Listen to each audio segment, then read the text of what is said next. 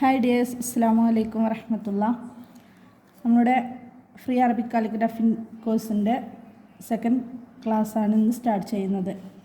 അപ്പോൾ അതിന് നമ്മൾ വേണ്ടത്, ഇന്നലത്തെ ക്ലാസ്സിൽ പറഞ്ഞിട്ടുണ്ടായിരുന്നു. ഫസ്റ്റ് ക്ലാസ്സിൽ നിങ്ങളുമായി ഷെയർ ചെയ്തായിരുന്നു നമുക്ക് നുക്ത എങ്ങനെയാണ് ചെയ്യാമെന്ന് പഠിക്കാമെന്നുള്ളത്. അപ്പോൾ നമുക്ക് അതിന് വേണ്ടത് ഒരു സ്കെയിൽ വെച്ച് പേന കൊണ്ട് നമ്മൾ ഫസ്റ്റ് ഒരു വര കൊടുക്കുകയാണ്. പിന്നെ അതുപോലെ ഈ സൈഡിലും ഇങ്ങനെ വരച്ച് കൊടുക്കുക. ഇതിന് ശേഷം നമ്മൾ സെൻറ്ററിൽ ഇങ്ങനൊരു വരയും കൂടെ വരച്ച് കൊടുക്കുകയാണ് കേട്ടോ. എന്നിട്ട് ഇതിനില്ല 45 ഡിഗ്രിന്ന് നമ്മൾ ഈ സെൻറ്റർ വരയിൽ ഇതിനൊരു പേര് കൊടുക്കുകയാണ്. അതുപോലെ ഈ ഫസ്റ്റ് ലൈനിന് 90 ഡിഗ്രി ഇങ്ങനെ ചെയ്തിട്ടാണ് ഇനി ഇങ്ങനെയാണ് നമ്മൾ നുക്തൻ ഹിലിയും എങ്ങനെയാണ് ചെയ്യാന്നുള്ളതാണ് നിങ്ങളുമായിട്ട് പറയുന്നത് കേട്ടോ. അപ്പോൾ ഫസ്റ്റ് നുക്ത ചെയ്യാണ്. അപ്പോൾ 45 ഡിഗ്രി വരച്ച വരയിൽ നമ്മളൊന്ന് കലം ഇങ്ങനെ ഹോൾഡ് ചെയ്ത് വെക്കുക. ഇതിന് ശേഷം അതേ ലെവലിൽ നമ്മൾ ഇങ്ങോട്ട് എടുത്തിട്ട് ഒന്നിങ്ങനെ വരച്ച് നോക്കുക.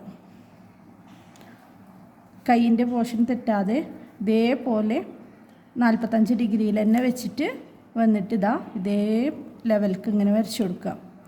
അപ്പോൾ ഇത് നുക്തയായി. ഇനി 45 ഡിഗ്രി വരച്ചിൽ ഇവിടെ വെച്ചിട്ടൊന്ന് ഇങ്ങനെ ജസ്റ്റ് വരച്ച് നോക്കിയാലും നിങ്ങൾക്ക് അതേ അളവ് കിട്ടും. ഇതിന് പറയുന്ന പേരാണ് നുക്ത.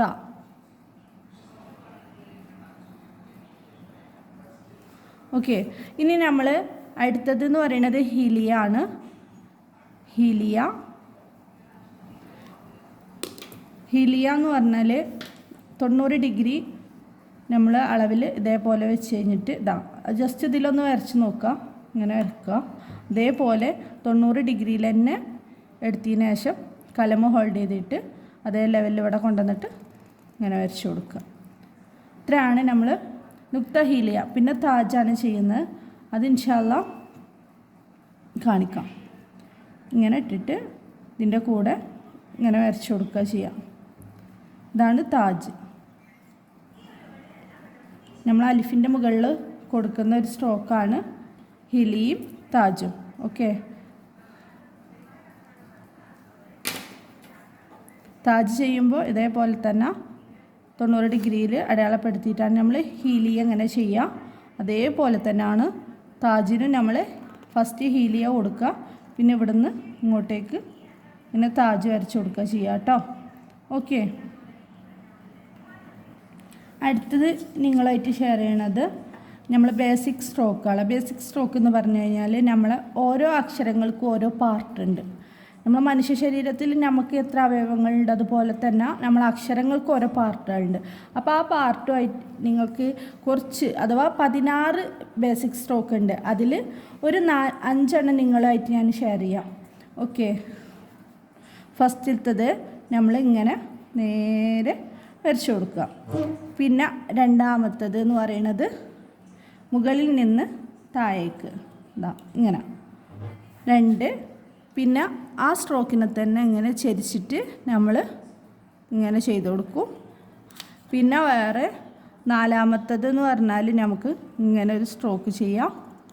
5 എന്ന് പറയുന്നത് ഇങ്ങനെ വെച്ചതിന് ശേഷം കറക്റ്റിൽ ഇതേ അളവിൽ ഇങ്ങനെ കൊണ്ടുവന്നിട്ട് ജസ്റ്റ് ചെറിയൊരു അളവിൽ വെൻ്റോട് കൂടെ 90 ഡിഗ്രിയിൽ തന്നെ വെച്ചിട്ട് ഇങ്ങനെ നേരെ വെച്ചിട്ട് വേണം നമ്മൾ ഈ സ്ട്രോക്ക് ഇങ്ങനെ ചെയ്ത് കൊടുക്കുക.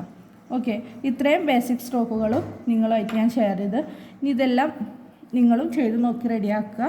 ഇൻഷാ അല്ലാഹ് അടുത്ത ക്ലാസ്സിൽ അക്ഷരം എഴുതി തുടങ്ങുക ചെയ്യാം.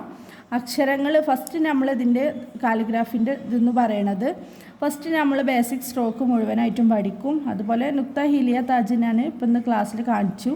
ഇനി ബേസിക് സ്ട്രോക്ക് ഫുള്ള്, പിന്നെ അതിന് ശേഷം നമ്മൾ ആൽഫബറ്റിക് ഓർഡർ അനുസരിച്ച് അക്ഷരങ്ങൾ ഫുള്ളും കാണിക്കാറാണ്. പിന്നെ അത് കഴിഞ്ഞതിന് ശേഷം ഫുൾ ചേർത്ത് എഴുതും. ഹർക്കത്ത്, തശ്കീൽ, ഓർണമെൻറ്റ് സിമ്പിൾ ഇതെല്ലാം പഠിപ്പിക്കും. ഇൻഷാ അല്ലാഹ് ഫ്രീ കോഴ്സ് 3 ക്ലാസ്സത്തെ കോഴ്സാണ്. അതിന് കുറച്ച് വർക്ക് നമ്മൾ കാണിക്കാൻ പറ്റുള്ളൂ. ഇൻഷാ അല്ലാഹ് ബാക്കിയുള്ള എല്ലാം നിങ്ങൾ അഡ്മിഷൻ എടുത്ത് നമുക്ക് ഫുൾ കോഴ്സും പഠിച്ചെടുക്കാൻ 2 മന്ത് കോഴ്സാണ്. ആ കോഴ്സിൽ ഫുള്ള് നിങ്ങൾക്ക് ചേർത്ത് എഴുതുന്നത് വരെ ഫുൾ കംപ്ലീറ്റ് എടുക്കുന്നതാണ്. ഓക്കെ, അസ്സലാമു അലൈക്കും വറഹ്മത്തുള്ളാഹി.